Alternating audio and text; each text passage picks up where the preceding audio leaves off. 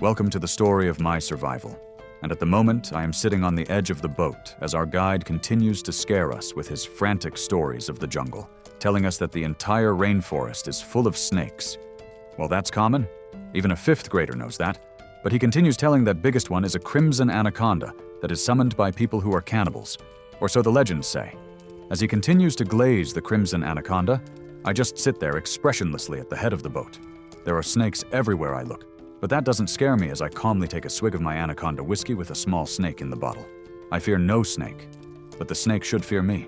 My companion grabs the snake out of the water and puts it in a bag. That's what we do, and that's why we are here. The guys with me start complaining about our splitting ratio. They now want 50% instead of the 30% I offered. Let's see how I'll deal with them. I just smile for now. The guide tries to be smart, saying that the money I offered him is just for a one-way trip. As he demands more money, I don't say a word and quietly turn towards him. Smirking, I drop a couple of more dollars all around the boat. He starts picking them up happily, even the notes next to my muddy boots, and just proves how worthless he is. Without saying a word, I stab him with a snake-like movement. A few minutes pass before he realizes that he's dying. He looks at me in disbelief as I go in to finish the job. The two idiots hanging around with me look at me in horror as I finish the deed. I pass one of them and gently pat his face, telling him I don't like being ripped off. One of the idiots hastily tells me that whatever I decide goes, and they won't change the price. After all, no one wants to mess with me for a few extra dollars. I lead the two idiots through the jungle, through the rainforest, cutting vines left and right, and navigating like a pro. As I walk deeper into the rainforest, I bring out my map, realizing we're on the right track. I look around cautiously and spot what I've been searching for. I whip out the map that holds the details about the crimson anaconda and see a 5-headed snake statue, realizing that the legend is true. I also spot a large chunk of snakeskin hanging from the tree trunk. As things start to look promising, I just smile creepily, and one of the idiots interrupts my celebration by falling through a rotting wooden board. They discover a couple of snakes slithering around, and instead of running away, they happily stuff them into their sacks. One of them cheerfully goes back to the board to return that bag, but he sees a weird shape in the distance. Terrified, he tries to make a run for it, but a gigantic snake coils around his body and puts an end to his trashy life.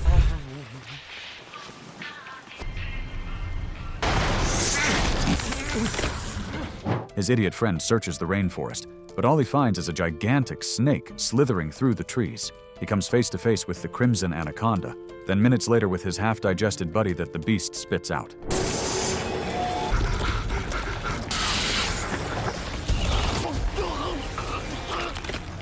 He runs, but fails as the snake coils around him. I step into the scene, rifle in hand, with no intention of saving this fool. I smirk, waiting for the crunch of bone, the kind of music I like. Just as the anaconda is about to eat him, I tell it to enjoy its meal, because after that, he'll look good mounted on a wall. I ready my rifle to shoot, but a dumb monkey crashed through the branches, scaring the beast away. Setbacks like this only make the hunt more exciting. My hands twitch with anticipation as I call out to the crimson anaconda. Meanwhile, in a rundown circus, the announcer tries to hype an intelligent bear that's just a guy in a costume. The crowd isn't impressed. Next, a fatty tries to lift a boulder, but drops it into the audience. The man it lands on casually picks it up, exposing the prop as fake. Before he can call out the scam, a dagger stabs the stage inches from his head. Then comes Lily, an exotic beauty introduced as the world's best marksman. The men glaze instantly. For the finale, they bring out Gong, the escape artist. She's locked in a water tank, chains binding her hands and feet. A small snake drops in, and the crowd holds its breath, thinking this might be her last act. But Gong suddenly appears behind them, holding the snake and smiling, thanking the audience for watching. The crew bows, but the drunken man from earlier throws a fit. He's mad the bear is just a guy, and even madder that Gong is clothed when the poster promised topless. He demands a refund. Gong twists his arm, but the announcer tells her to stop before she ruins his business. Frustrated, she quits on the spot. The drunk doubles down, yelling like a full Karen. Gong rips her shirt off, asking if that's what he wanted. Later, a shabby man approaches the announcer with a briefcase full of cash. He promises to take the circus to America for a big show, but first they'll stop in Thailand. Lily immediately tries to latch onto him, purring about becoming his girlfriend. Everyone is impressed, except Gong, who storms off with her pet python, saying she's done. Gia is sad Gong isn't coming, since he wants her in the act. Lily isn't thrilled about rivals either, and orders Hercules to carry her luggage. Their old captain prays to Buddha for safe travel, while Balyang spends his time glazing Lily. And it's working. She's down bad for the dough, but Gong shows up again, changing her mind for one last act. Everyone cheers, except Lily, who calls her a dumb witch. The crew sets off in high spirits. Gong asks how long the trip will take. The captain mutters 3 days if things go well, but on this path, anything can happen. Night falls. Gia sneaks off to make a call, grinning about the deal he'll close in Thailand. He loses signal, drops his phone in the hole that passes for a toilet, then peers through the boards and spots Gong changing, scrubbing herself with a sponge. This is the eye candy he was dying for. He smirks, but karma in the shape of a tiny snake slithers up his leg and into his pants. Honestly, it's an upgrade. Instead of the earthworm he packs, he finally gets a snake. Baliang winces as the snake bites him, clawing at his pants to see if his earthworm took the hit. The captain yanks the snake off and tells him to count his blessings, because it is not poisonous.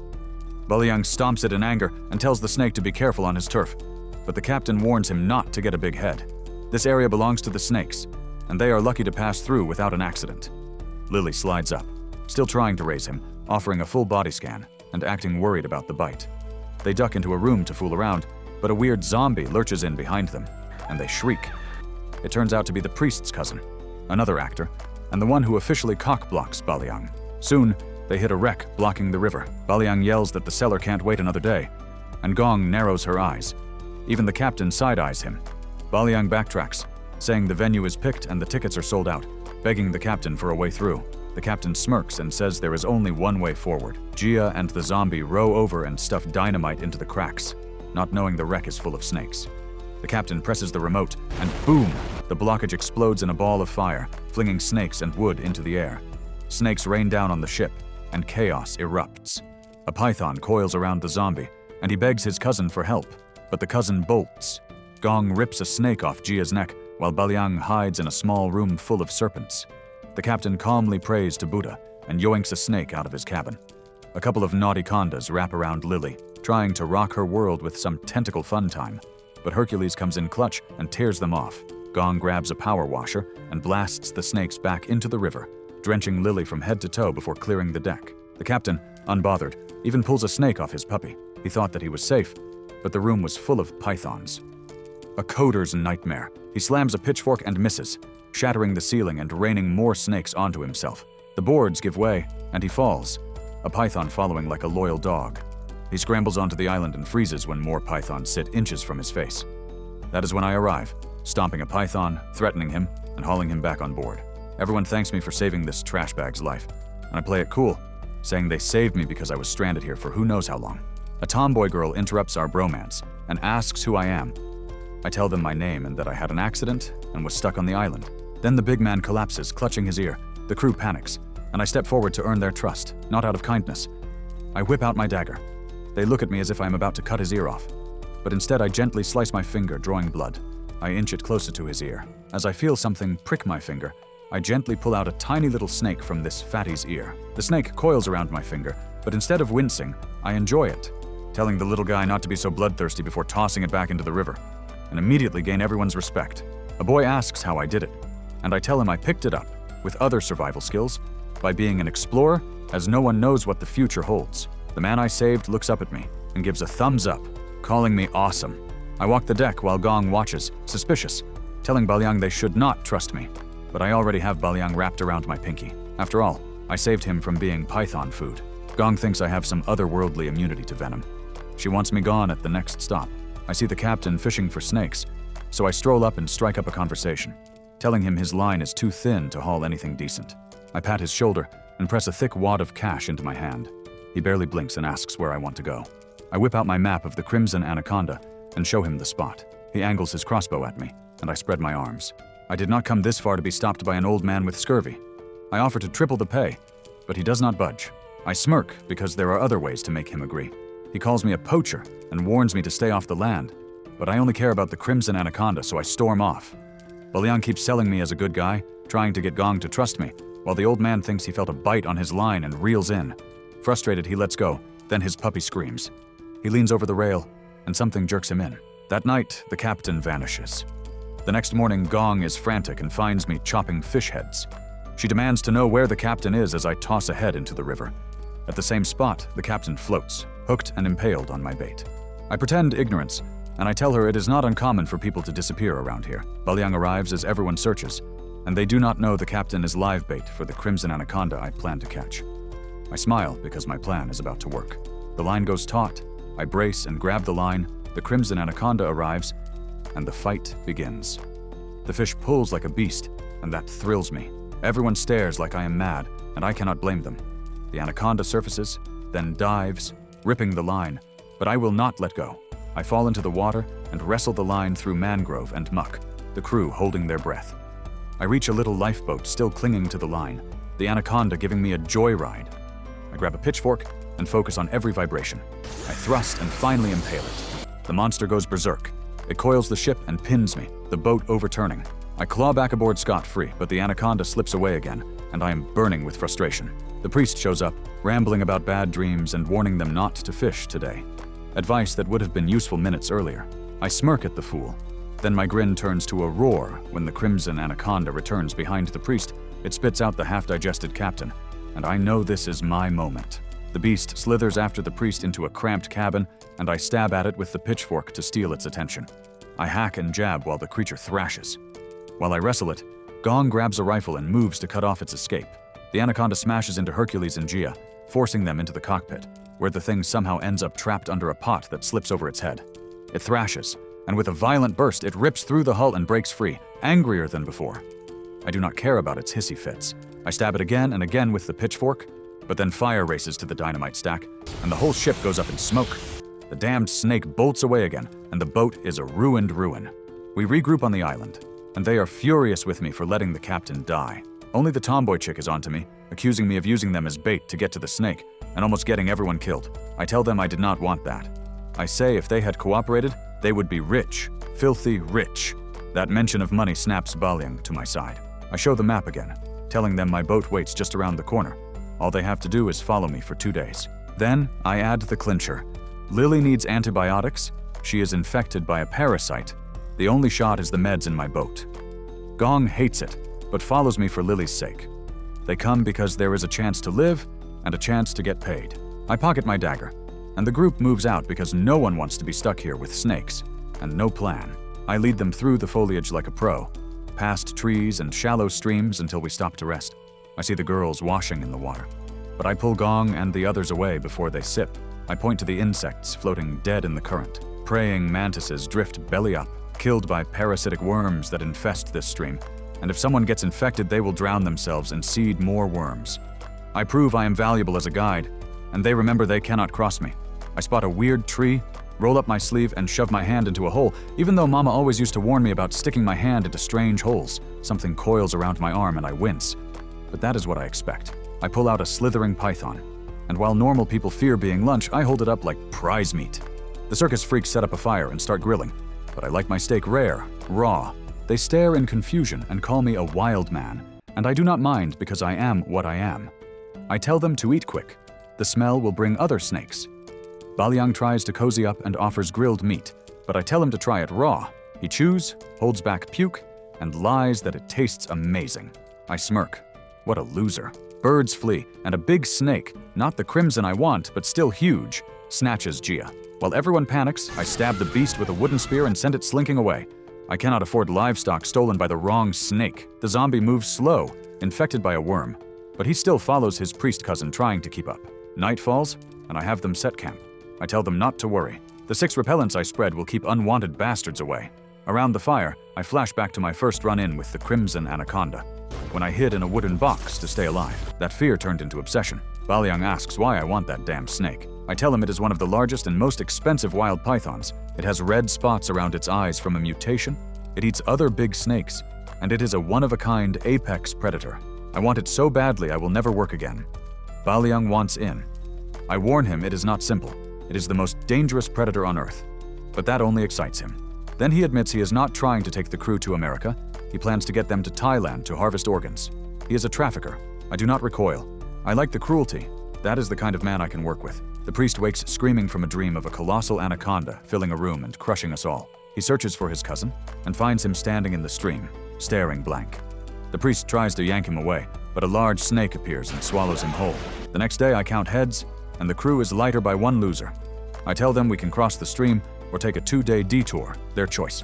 And they follow because they have no choice. As we cross, a large snake coils the priest, and I listen to the music I love, bone crunching. I do nothing.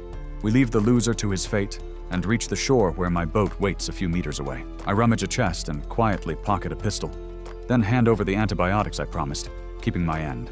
I tell them to return the favor and help me catch the crimson python. A brave kid says no, but when I show the pistol, they change their mind. Balyang backs me up, ordering obedience. Gong screams the python has no weaknesses. It is an absolute unit. But I step close to Lily and tell her it has one weakness. It is vulnerable while it eats. She should be smart enough to figure out the plan. That night, I take a swig of Anaconda whiskey, the only thing that fills my belly with fire and my eyes with passion. I send Balyang to tie up Hercules and Jia while I handle the baddies. Jia cannot believe Balyang would double-cross them with an international gig on the line. Balyang refuses the truth that they are merchandise, ready for Thailand. He dreams of kidneys and liver money, and the earthworm surgery he wants. He drinks my whiskey and grins like a sycophant. He volunteers to watch the others, and I nod. I am done talking to that brain-dead trash bag. I crouch next to Gong, tell her I know she was sold to the circus young, and ask what happens to animals that disobey. Then I force the bottle down her throat.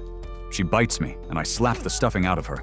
Lily chirps that disobedient animals get replaced in the circus. I smile, knowing how to use that. I take a moment to consider and bring out my dagger, sliding it across Lily's face, her neck, and down her back before cutting the restraints. I lead her into a forest clearing, and as she drops to her knees, she suddenly snatches my pistol, points it at me, and pulls the trigger. I just smirk because this dumb witch doesn't even know I left the safety on. I pluck the pistol from her hand and tell her to be smarter next time. Before I can shoot, something slams the back of my hand, and I turn to see Gong glaring defiantly. I slap her across the face, but the two girls leap at me together, trying to drag me down. On Balyang's end, a python lunges at Jia and Hercules, but another coils around Balyang first, which triggers the weighted mechanism that snaps up a net and saves his captives from becoming snake chow. The girls scramble to free their team, while I just stand there, amused, until a large snake wraps me up and drags me through the forest. Pathetic. Not even the crimson anaconda, just a second-rate noodle. While I'm being hauled off, Gong tends to Lily, who's bleeding out, and Lily whispers for her to tell her little brother she's living the glamorous life of a star in America. From a gold digger to a hero, her story ends in redemption. Evan sobs over her death, while Gong and the others try to steal my boat and leave me stranded. I don't take that from anybody, so a tranquilizer dart drops Fatty in his tracks. Did they really think a balloon snake could take me down? After I'm done with it, the beast is dangling from a tree like a leathery noodle hung out to dry. I tie the three traitors together as bait for the crimson anaconda and lace the forest with wire traps, tossing the severed snake head as a warning. They scream insults at me, and I just tighten the wires. Silence falls, and a hiss rises as small snakes slither toward my bait. But I wait for the real star. Finally, the crimson anaconda arrives, biting another snake clean in half. It coils around the trio, ready to swallow them whole when I yank the nets, trapping the monster and my bait together. It thrashes, dragging me across the ground until I wedge myself between two trees. The crimson anaconda looms overhead, clamps onto my neck, and coils tight. I fight, but its strength is monstrous, and at least I finally get to reunite with the mistress of my dreams. As I choke, Jia chews through his rope and locks eyes with me, and I smirk as the beast swallows me head first. At least I get to be one with her. Jia frees the others and ducks behind a fallen log. The anaconda chomps onto Fatty's leg, but Gong smashes its skull, forcing it to spit me out, covered in slime, and I collapse face first. They run, but the beast is faster. Gong's personal snake distracts it and gets devoured, while Fatty rams a log into its jaws, and Gong drives a spear into its eye, sending it into a frenzy. The trio flee in bad shape, and just as the serpent strikes again, the barbed wire I'd set slices its head clean off. No way did this monstrosity die by accident. They stare at the fallen anaconda in horror and relief, then board the boat and leave. But even missing half its head, the beast refuses to stay down.